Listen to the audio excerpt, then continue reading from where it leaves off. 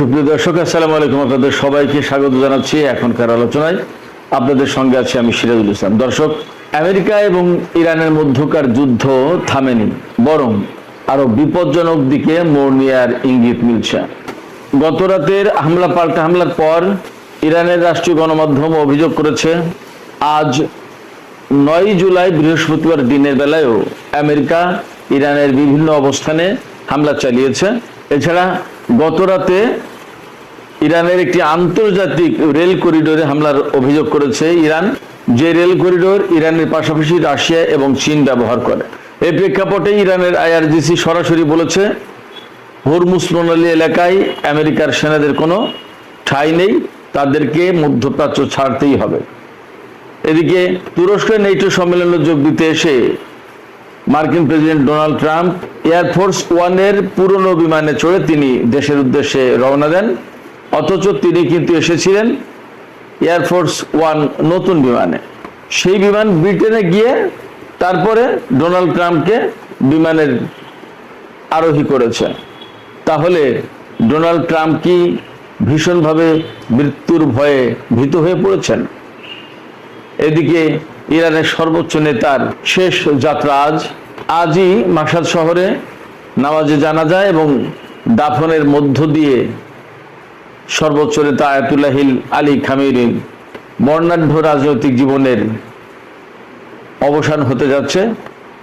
যেদিন তার শেষ যাত্রা, সেদিনও ইরান যুদ্ধের ভেতরে। এই অবস্থায় আলী খামেনির বিদায়ের পর একটাই প্রশ্ন, ইরান তার সঠিক পথ ধরে রাখতে পারবে নাকি কঠিন ডামাডোলে পথ হারাবে? সুপ্রিয় দর্শক, এইসব বিষয় নিয়ে এখন বিস্তারিত আলোচনা করব। আশা করি আপনারা শেষ পর্যন্ত সঙ্গে থাকবেন এবং ভিডিও ভালো লাগবে। যদি ভিডিও ভালো লাগে তাহলে লাইক, কমেন্ট, শেয়ার করবেন আর চ্যানেলটি সাবস্ক্রাইব করে সাথেই থাকবেন। দর্শক, চলুন বিস্তারিত আলোচনায় চলে যাই। গত রাতে এবং তার আগের দিন পরপর 2 রাতে কিন্তু ইরান আমেরিকা পাল্টাপাল্টি হামলা হয়েছে এবং গতকাল তো মার্কিন প্রেসিডেন্ট ডোনাল্ড ট্রাম্প সরাসরি ঘোষণা করেছেন ডিল ইজ ওভার, অর্থাৎ ইরানের সাথে যে চুক্তি হয়েছিল যুদ্ধবিরতি সেটা শেষ। এই ঘোষণার পর গত রাতে আমেরিকা ইরানের অন্তত 90টি অবস্থানে হামলা চালিয়েছে এবং গত 2 রাতের হামলায় ইরানের অন্তত 14 জন নিহত হয়েছে এবং 74 জন আহত হয়েছে। এই প্রেক্ষাপটে ইরানের পক্ষ থেকে আমেরিকার বিরুদ্ধে যথাযথ এবং যথেষ্ট বড়সড় জবাব দেওয়া হয়েছে।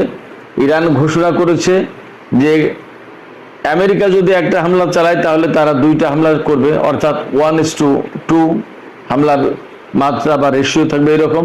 ইরানের জাতীয় সংসদের স্পিকার বাকের কলিবাফ তিনি পরিষ্কার করে বলেছেন, আমেরিকা হামলা করে কোনো মতেই বিনা জবাবে পার পাবে না, তার পরিণতি তাকে ভোগ করতেই হবে। পরিণতি ভোগ না করে তারা কোনো মতে পার পাবে না। এবং আমরা দেখতেই পাচ্ছি যে আমেরিকা এবং ইরান 2 পক্ষই কিন্তু প্রস্তুত, অর্থাৎ দিনের বেলায় বড় রকমের সংঘর্ষ না হলেও এই যে আজকে যে রাত যখন আমি ভিডিওতে কথা বলছি 9 জুলাই 2026, এই রাতেও যে ইরান এবং আমেরিকার মধ্যে বড় রকমের হামলা হবে না এবং এই হামলায় ইসরায়েল জড়িয়ে পড়বে না, তার কোনো নিশ্চয়তা কিন্তু দেওয়া যাচ্ছে না, বরং যথেষ্ট আশঙ্কা আছে। এই অবস্থার ভেতর দিয়ে ইরানের আইআরজিসি, ইসলামী বিপ্লবী গার্ড বাহিনী, যেটা তারা সুস্পষ্ট ঘোষণা দিয়েছে, হরমুজ প্রণালী এলাকায় বহিরাগতদের ঠাঁই নেই, মার্কিনীদেরকে মধ্যপ্রাচ্য ছাড়তেই হবে। আইআরজিসির পক্ষ থেকে বলা হয়েছে আমেরিকার সেনারা যেন এই অঞ্চল ছেড়ে চলে যায়। শুধু তাই না, আমেরিকা যখন বলছে হরমুজ প্রণালী এলাকায় বা পারস্য উপসাগরে ইরান যদি আর কোনো তেলবাহী বেসামরিক জাহাজে হামলা চালায় তাহলে ইরানের উপর এর চেয়ে আরো বেশি কঠোর হামলা হবে, তখন ইরান পরিষ্কার করে বলছে যে যে কোনো উপায়ে হোক না কেন ইরান হরমুজ প্রণালীর কন্ট্রোল ধরে রাখবে। এখানে বড় একটা প্রশ্ন হচ্ছে, ইরান হরমুজ প্রণালীর কন্ট্রোল ধরে রাখার ক্ষেত্রে তার নির্দেশিত পথে জাহাজ চলাচলের কথা বলছে, অথচ ইরানের এই কথা যারা শুনছে না তাদের উপর ইরান হামলা চালাচ্ছে। এই হামলা যখন চালাচ্ছে তখন আমেরিকা আবার ইরানের উপর হামলা চালাচ্ছে, তার জবাব আবার ইরান দিচ্ছে। তাহলে চুক্তির ভিতরে কি কথা আছে? ইরান দাবি করছে যে তারা হরমুজ প্রণালী কন্ট্রোল করবে, আর আমেরিকা বলছে যে স্বাধীন মতো সব জাহাজ চলাচল করতে পারবে, তাহলে তো এই জায়গায় বড় রকমের একটা গোলমাল আছে। ইরান একটা কথা বলছে আর আমেরিকা আর একটা কথা বলছে, তার মানে দুই দেশের কিন্তু কথা দুই রকমের, একরকম না। অথচ চুক্তি তো একটা, যে চুক্তিতে সই করেছে সেই চুক্তির আসলে ভাষাটা কি এবং সমস্যাটা কোথায়? যখন হরমুজ প্রণালী নিয়ে এইরকম টানাটানি, তখন আমেরিকা ও ইরানের মধ্যে সংঘর্ষ, পাল্টা সংঘর্ষের ঘটনা ঘটছে এবং সে কারণে উপসাগরীয় দেশগুলো বেশ অস্থিতিশীল অবস্থার ভেতরে পড়ছে। এইরকম প্রেক্ষাপটে পাকিস্তান যে দেশ ছিল আমেরিকা এবং ইরানের মধ্যকার যুদ্ধবিরতি চুক্তির প্রধান মধ্যস্থতাকারী, তারা বলেছে দুই পক্ষকেই সংযত হতে হবে, ধৈর্য ধরতে হবে এবং কূটনৈতিক পথে ফিরে আসতে হবে। যুদ্ধ কোনো সমাধান হতে পারে না। পাকিস্তানের পক্ষ থেকে এই পর্যন্ত বলা হয়েছে, তবে আমি ধারণা করছি যে হয়তো ভেতরে ভেতরে তারা আরো অনেক বেশি তৎপরতা চালাচ্ছে যাতে আবার দুই পক্ষ শান্তির পথে ফিরে আসে এবং চূড়ান্তভাবে শান্তি চুক্তি হয়। তবে শান্তি চুক্তি আদৌ হবে কিনা তা নিয়ে যথেষ্ট সন্দেহ আছে। আমি এই সন্দেহটা করছি এই কারণে যে আমেরিকা যে 14 দফায় সই করেছে, যে 14 দফা সমঝোতা স্মারকে সই করেছে, তার প্রত্যেকটা দফা ইরানের পক্ষে যায়। এত বেশি ছাড় ইরানকে দিয়ে আমেরিকা কোনো চুক্তি করবে এটা ভাবা কিন্তু কঠিন, মুশকিল। তাহলে তাদের কি থাকে, এই প্রশ্ন কিন্তু সব জায়গা থেকে উঠবে। ডোনাল্ড ট্রাম্প যদি চাইও তাহলেও তিনি পারবেন না এইভাবে চুক্তি করতে। তাহলে কি দাঁড়াচ্ছে? তাহলে দাঁড়াচ্ছে আমেরিকা এবং ইরানের মধ্যে সংঘাত সংঘর্ষ চলতেই থাকবে এবং চূড়ান্ত চুক্তি হওয়ার সম্ভাবনা খুবই কম। এদিকে তুরস্কে নেটো জোটের সম্মেলনে যোগ দেওয়ার জন্য মার্কিন প্রেসিডেন্ট ডোনাল্ড ট্রাম্প এসেছিলেন। তুরস্কের রাজধানী আঙ্কারায় নেটো জোটের সম্মেলন শেষে গতকাল তিনি তুরস্ক থেকে আমেরিকায় ফিরে যান।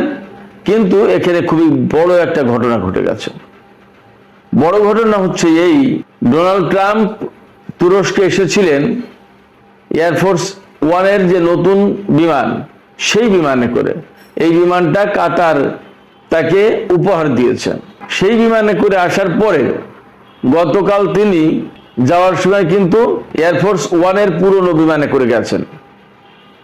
এই বিমানে ওঠার আগে যখন জানাজানি হয়ে যায়, তখন সাংবাদিকরা ডোনাল্ড ট্রাম্পকে প্রশ্ন করেছেন যে আপনি কেন এয়ারফোর্স ওয়ানের পুরনো বিমানে যাচ্ছেন, নতুন বিমানে যাচ্ছে না কেন?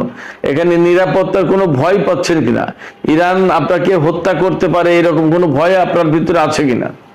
তখন তিনি সরাসরি এটাকে নাকচ করেননি, বরং একরকমের স্বীকার করে বলেছেন যে আমি হত্যা তালিকার 1 নম্বরে আছি। তারা আমাকে হত্যা করতে চাইতো, বাট আমি এগুলো কেয়ার করি না। তো কেয়ার করেন না, আবার তিনি বিমান নতুনটা বদলে পুরোনোটাতে করে গেলেন, তাহলে কি হলো? সেটা একটা ব্যাপার। আরেকটা ব্যাপার হচ্ছে এই যে ডোনাল্ড ট্রাম্প বিমান পরিবর্তন করে পুরনো বিমানে দেশে ফিরলেন বা দেশের উদ্দেশ্যে রওনা দিলেন, তার মানে দাঁড়াচ্ছে যে তিনি কিন্তু প্রকৃতপক্ষেই ভীত হয়ে পড়েছেন। মোটামুটি ভাবে আমরা যা বুঝতে পারি, বোঝা যাচ্ছে তিনি ভীত হয়ে পড়েছেন এবং তিনি যথেষ্ট সতর্ক থাকার চেষ্টা করছেন যাতে এই ধরনের ঝুঁকি এড়ানো যায়। তার মানে কিন্তু তাকে মৃত্যু ভয় অনেকটা পেয়ে বসেছে, কথা বলা যাবে, বিশ্লেষণে তাই আসে। প্রশ্ন হচ্ছে তুরস্ক থেকে দেশে ফেরার পথে না হয় তিনি বিমান পরিবর্তন করলেন, কতবার তিনি এরকম করবেন, কিভাবে কি করবেন? আসলে মৃত্যু ভয় এমন একটা জিনিস, এমন একটা বিষয়, মৃত্যু ভয় যদি কোনো মানুষের একবার পেয়ে বসে তাহলে পৃথিবীর কোথাও কিন্তু তার জন্য নিরাপদ জায়গা থাকে না, সব জায়গায় তিনি ভয় পেতে থাকেন। এই ভয়টা কোথা থেকে আসছে, কেন আসছে? বিশেষ করে ইরানের সর্বোচ্চ নেতা শহীদ আয়াতুল্লাহ আলী খামেনির যে জানাজা এবং দাফন অনুষ্ঠানের আনুষ্ঠানিকতা শুরু হয়েছিল গত 3 জুলাই থেকে, তখন থেকেই তাকে যারা হত্যা করেছে, অর্থাৎ ইরানের সর্বোচ্চ নেতার হত্যাকারী যারা, তাদেরকে হত্যা করার দাবি উঠেছে। অনেকেই তাকে হত্যা করার কথা বলছেন। ইরানি জনগণের ভেতরে বিপুল সংখ্যক মানুষ তাদের সর্বোচ্চ নেতাকে হত্যার বদলা নিতে চায়। এমনকি ইরানের প্রেসিডেন্ট মাসুদ পেজেশকিয়ান এবং পররাষ্ট্রমন্ত্রী সাইদ আব্বাস আরাকচি, তাদের দুইজনের ব্যাপারেও ইরানি জনগণের ভেতরে কিন্তু আলাদা একটা রিজার্ভেশন আছে। তাদের দুইজনকে অনেকটা আপোষকামী বলে মনে করা হচ্ছে, যারা অর্থাৎ প্রেসিডেন্ট এবং পররাষ্ট্রমন্ত্রী তাদের দুইজনকে অনেকেই বলছেন যে সর্বোচ্চ নেতার হত্যার বদলা না নিয়ে, প্রতিশোধ না নিয়ে তারা আমেরিকার সাথে শান্তি চুক্তি করতে গেছে। এবং এই নিয়ে কিন্তু তাদের বিরুদ্ধেও দফায় দফায় অনেকবার স্লোগান হয়েছে। এর পাশাপাশি বিশেষ করে আমরা গতকাল থেকে দেখছি মাসাদে যে সমস্ত মানুষ জড়ো হয়েছে সর্বোচ্চ নেতার আজকের দাফন এবং জানাজা অনুষ্ঠানে অংশ নেওয়ার জন্য, সেখানে তারা বড় বড় ব্যানারে ট্রাম্পকে হত্যার দাবি সম্বলিত বক্তব্য লিখে রেখেছেন। লাল রঙের ব্যানারে সাদা কালি দিয়ে লেখা, এবং কোন কোন হোটেল ভবনে বড় বড় ব্যানার টানিয়ে দেওয়া হয়েছে, তাতে ট্রাম্পকে হত্যার দাবি জানানো হয়েছে। এর মানে দাঁড়াচ্ছে আমেরিকার সাথে ইরানের শান্তি চুক্তি, সমঝোতা স্মারক সই বা আরো কূটনৈতিক আলোচনা বা আরো যত যাই কিছু হোক না কেন, আমার ব্যক্তিগত মতামত, আমার ব্যক্তিগত পর্যবেক্ষণ হচ্ছে ইরানিদের অনেকেই তার হত্যাকারী যাদেরকে সাব্যস্ত করছে ইরানি জনগণ, তাদেরকে হত্যার চেষ্টা করতে পারে। তারা একটা প্রতিশোধের আকাঙ্ক্ষা নিয়ে বহুদিন ঘুরবে। সেক্ষেত্রে আমার কাছে মনে হয় ডোনাল্ড ট্রাম্পের এখনকার দিনগুলো, আগামীর দিনগুলো বেশ অনিরাপদ হয়ে উঠলো। আমার কাছে মনে হয় নিরাপদ থাকলে তো ভালো কথা, কিন্তু যে পরিস্থিতি, তাতে মনে হয় তার ভবিষ্যৎটা খানিকটা অনিরাপদ হয়ে উঠলো। আমেরিকার নিরাপত্তা বাহিনী, সিক্রেট সার্ভিস বা গোয়েন্দা সংস্থা, তারা তো খুবই স্ট্রং, তাদের প্রেসিডেন্টকে নিশ্চয়ই নিরাপত্তা দেবে। কিন্তু দেখা যাক ভবিষ্যতে কিভাবে সময় যায়, কিভাবে কি ঘটে, আমরা অপেক্ষা করি। ডোনাল্ড ট্রাম্প এই যে বিমান পরিবর্তন করলেন, তারপরে তিনি কিভাবে দেশে গেলেন? তুরস্ক থেকে এয়ারফোর্স ওয়ানের পুরনো বিমানে করে লন্ডন পর্যন্ত, ব্রিটেন পর্যন্ত গেলেন। ব্রিটেন থেকে পুরনো এয়ারফোর্সের বিমান থেকে নেমে নতুন বিমানে উঠে সেখান থেকে আমেরিকা পৌঁছেছেন। ডোনাল্ড ট্রাম্প এ ব্যাপারে ট্রুথ সোশ্যালে বলেছেন যে আমি আসলে পুরনো এয়ারফোর্সের বিমানে উঠলাম এই কারণে, নতুন বিমানটিকে আমাদের সেনাদের ঘুরে দেখার একটু সুযোগ করে দিলাম। এটা খুব ওয়ান্ডারফুল একটা বিমান, খুব সুন্দর বিউটিফুল বিমান। এই বিমানটাকে ঘুরে দেখার ইচ্ছে ছিল আমাদের সেনাদের, তো ব্রিটেনের যে সমস্ত সেনা রয়েছে তাদের ওখানে রেখে বিমানটা তাদেরকে দেখালাম। কিন্তু ডোনাল্ড ট্রাম্পের এই বক্তব্যকে আসলে অনেকে বাস্তব বলে গ্রহণ করছে না, বরং এটাই অনেকে বলছেন যে কাতার থেকে পাওয়া উপহার হিসেবে যে বিমান তিনি গ্রহণ করেছেন, এই বিমানে এখনো পর্যাপ্ত পরিমাণে নিরাপত্তা ব্যবস্থা সেট আপ করা যায়নি। সেই কারণে তুরস্ক থেকে যাওয়ার পথে এই পুরনো বিমানে চড়ে যাওয়া হলো, এবং এর ভেতর দিয়ে পরিষ্কার হয় যে তার জন্য ঝুঁকি ছিল। যাই হোক, সুপ্রিয় দর্শক, আমি এখন ইরানের সর্বোচ্চ নেতার জানাজা এবং শেষ যাত্রা তথা দাফন অনুষ্ঠান নিয়ে সামান্য কিছু কথা বলি। ইরানের সর্বোচ্চ নেতার নিজের জন্ম শহর মাসাদে আজকে জানাজা এবং বিদায় অনুষ্ঠানের মধ্য দিয়েই তাকে মূলত দাফন করা হবে।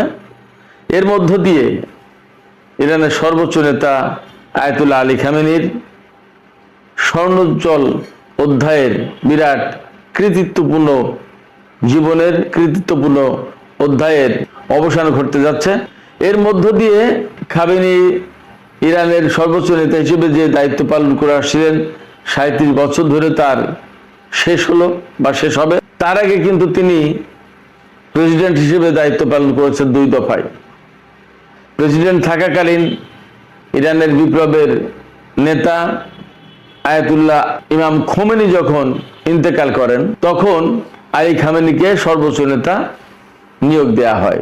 সর্বোচ্চ নেতা হিসেবে তিনি 1989 সালের জুন মাস থেকে দায়িত্ব পালন করে আসছেন। তার আগে তিনি একজন আলেম উলামা, সর্বজন শ্রদ্ধেয় আলেম তো ছিলেনই, বিপ্লবের গুরুত্বপূর্ণ ব্যক্তিত্ব ছিলেন। তারপরে বিপ্লব সফল হওয়ার পরপরই তিনি ইরানের উপপ্রতিরক্ষা মন্ত্রী হিসেবে দায়িত্ব পালন করেন। উপপ্রতিরক্ষা মন্ত্রী হিসেবে দায়িত্ব পালন করতে করতেই ইরাকের সাথে ইরানের যুদ্ধ শুরু হয়। এরপরে ইরানের তৎকালীন প্রেসিডেন্ট আলী রাজাই শহীদ হলে নতুন নির্বাচন হয়, এবং সেই নির্বাচনের মধ্য দিয়ে আলী খামেনি ইরানের প্রেসিডেন্ট হিসেবে দায়িত্ব পালন শুরু করেন। আলী খামেনির সময় যা হয়েছে তা হচ্ছে, ইমাম খোমেনি তো বিপ্লবের পরে 1979 থেকে 1989 10 বছর ছিলেন জীবিত। এরপরে আলী খামেনি 37 বছর, অর্থাৎ বিপ্লবের 4 ভাগের 3 ভাগ সময়ের বেশি আলী খামেনির হাতে ইরান ছিল, তার নেতৃত্বে ইরান পরিচালিত হয়েছে। পররাষ্ট্রনীতি, সমরনীতি, সামরিক উন্নয়ন, অর্থনৈতিক উন্নয়ন, নিষেধাজ্ঞা মোকাবেলা, আন্তর্জাতিক কূটনৈতিক সম্পর্ক, বিভিন্ন দেশের সাথে দ্বিপক্ষীয় সম্পর্ক বা কৌশলগত চুক্তি, রাশিয়া চীনের মতো দেশের সাথে চুক্তি, অনেক কিছুতেই আয়াতুল্লাহ আলী খামেনির বিশেষ দিক নির্দেশনা ছিল, বিশেষ অবস্থান ছিল, দৃষ্টিভঙ্গি ছিল, পর্যবেক্ষণ ছিল এবং তার ভূমিকা ছিল। এইরকম গৌরব উজ্জ্বল রাজনৈতিক ব্যক্তিত্ব তার জীবনের অবসান ঘটালেন শাহাদাতের মর্যাদার ভেতর দিয়ে, যে শাহাদাতকে ইসলাম ধর্মের সবচেয়ে বেশি গুরুত্ব দেওয়া হয়েছে। এর চেয়ে বড় কাঙ্ক্ষিত জীবন আর হতে পারে না। সেই মর্যাদা নিয়ে তিনি দুনিয়া থেকে বিদায় নিলেন এবং সর্বশেষ পর্যায়ে তার শোক মিছিল, জানাজা এবং দাফন অনুষ্ঠানে বিশ্বের বিভিন্ন প্রান্ত থেকে যে লাখ লাখ মানুষ ছুটে এসেছেন, কোটি কোটি ইরানি জনগণ তার দাফন অনুষ্ঠানে, জানাজা এবং শোক মিছিলে অংশ নিয়েছেন।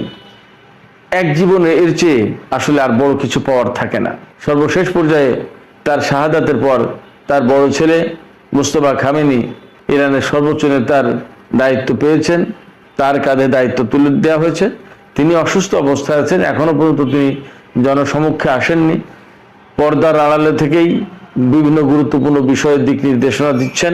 এই অবস্থায় অনেকের মনেই প্রশ্ন আছে যে আয়াতুল্লাহ আলী খামেনির বিদায়ের পর ইরান তার সঠিক পথে, যে পথে এতদিন ধরে চলে এসেছে, যে পথে বিশ্ব সাম্রাজ্যবাদী শক্তিদের মোকাবেলা করেছে, সেই পথে থেকে ইরান কি এগিয়ে যেতে পারবে, নাকি ইরান পথের মাঝেই পথ হারাবে?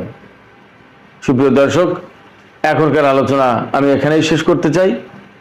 যে প্রশ্ন দিয়ে আমি আলোচনা শেষ করছি সেখান থেকে আমি আপনাদের কাছে জানতে চাই, আপনাদের মতামত জানতে চাই, আসলে কি হতে যাচ্ছে।